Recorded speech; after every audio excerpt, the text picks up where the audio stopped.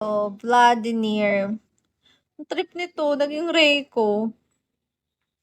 Nag-live ka, babe? Parang hindi kita nakita kaninang gabi. Pwede ba yun?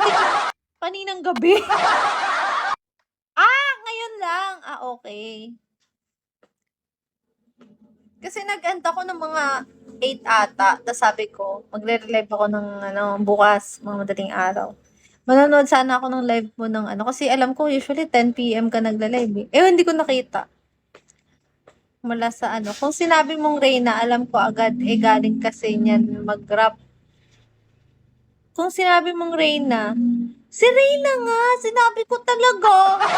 Sabi ko, akala ko kasi nandun ka, sabi ko hindi ko alam kasi, di ba may tinanong ka kung yung tanong mo sa akin, sabi ko hindi kasi yung kasama ko si Reyna, yung yung nagla-live din dito na kumakanta na maganda.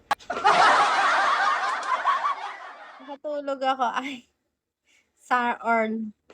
Ray lang talaga Reyna! Baka di mo narinig yung na. Ganun sana. Hindi mo narinig yung na. Magkakilala pala kayo eh. Magkakilala kayo, babe, ni Harold? Oo na lang. Magkakilala pala kayo eh. Sabagay, ako nga kilala eh. Nagsi-share siya. Gagi talaga, malulobat na yung cellphone ko. Nakakainis kasi nagcha-charge naman siya. Mas malala yung nakukuhang energy ng Vigo kaysa sa nabibigay na energy ng charger ko. Lion King. Mag-isang oras na ako. Isang oras na nga. Puro lang kayo mga tingin-tingin.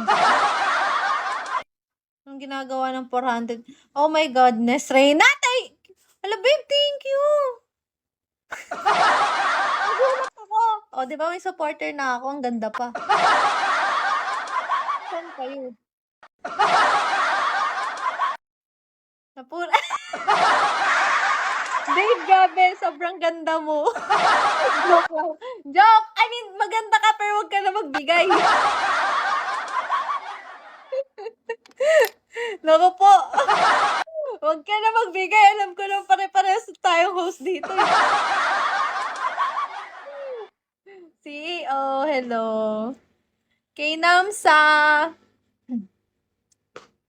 Mauubos beans. Mauubos yung beans no? Kailangan lang ng papure para makapagbigay ng pure. Thank you, babe.